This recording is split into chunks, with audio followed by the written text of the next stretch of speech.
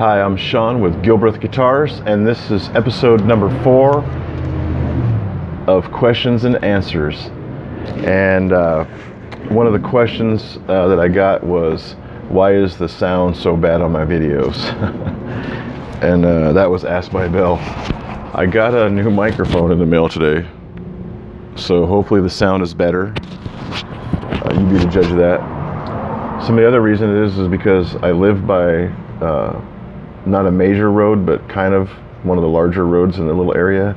In Phoenix, there's like little half-mile marks, and I live on one of the half-mile marks on one of the roads, and my shop is on the side of my house.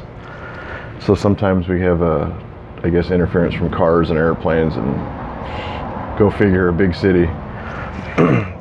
So that was from Belle. Thank you. I was motivated to get the microphone. It was only 14 bucks, this little lapel. We'll find out after this video if it's any good or not. All right, and then moving on to the next question, I got Ryan asks me, how long does it take to build a guitar body?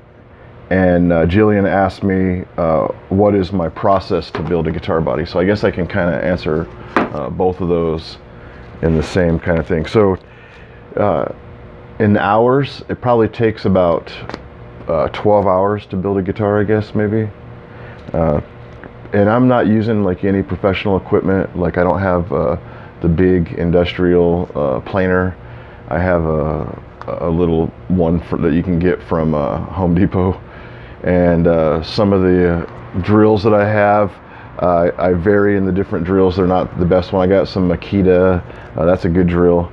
Milwaukee is a good drill. I got Ryobi. It seems to be a pretty good drill. It works. I saw a video though, if you put the Ryobi drill up against the Milwaukee drill will tear the Ryobi up. So I guess we got backup drills. But like all my equipment is just like little stuff that most guys have in their garages, a little tiny wood shop. I don't have like a badass wood shop like Crimson Guitars in Europe. They got a nice shop. One of these days though, if you guys buy a lot of guitar bodies from me, we may move into something larger than this, but for right now, on the level that I'm at, this is perfect. I don't mind working out in the heat. I'm used to it. I worked out in the heat my whole life out here in Arizona as a cable and satellite installer mostly.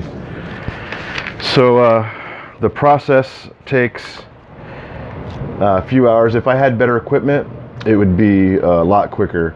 I was estimating it to be around 4 hours to build a guitar body from start to finish.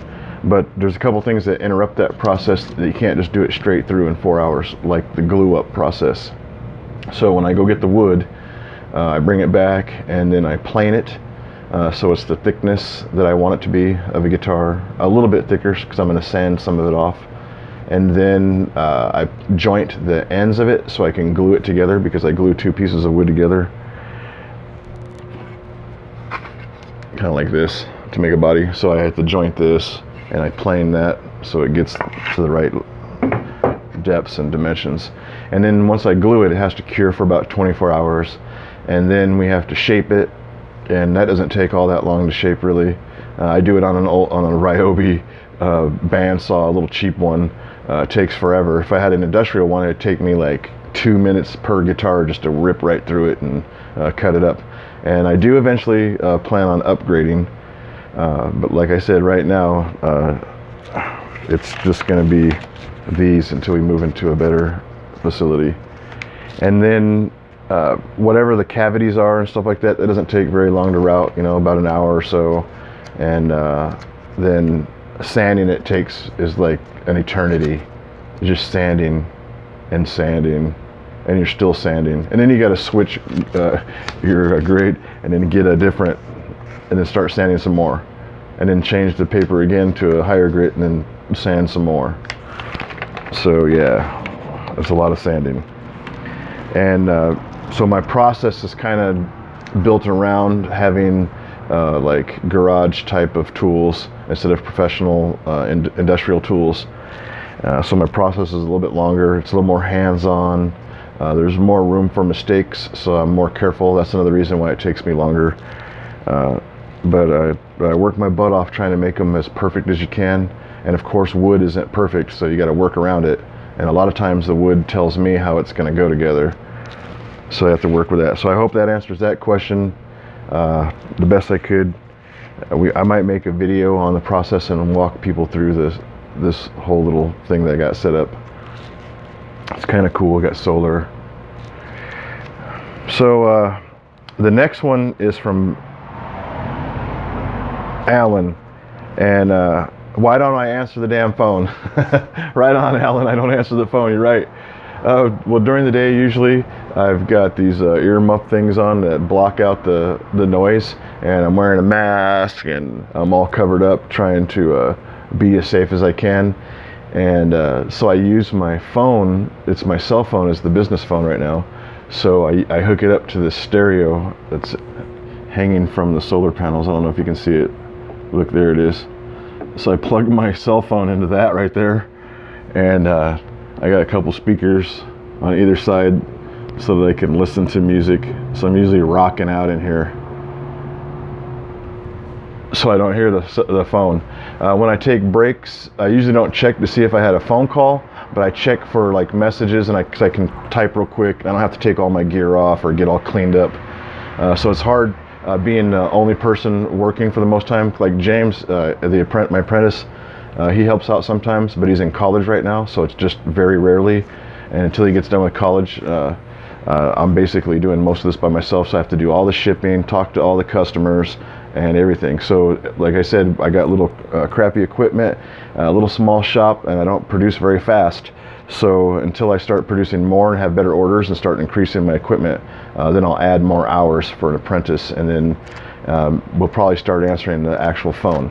But until then, until I have somebody to answer the phone on a permanent schedule, you can always get a hold of me by texting the cell phone, which is 602-575-3813, or you can email me at my name, Sean Gilbreath Sr., SR.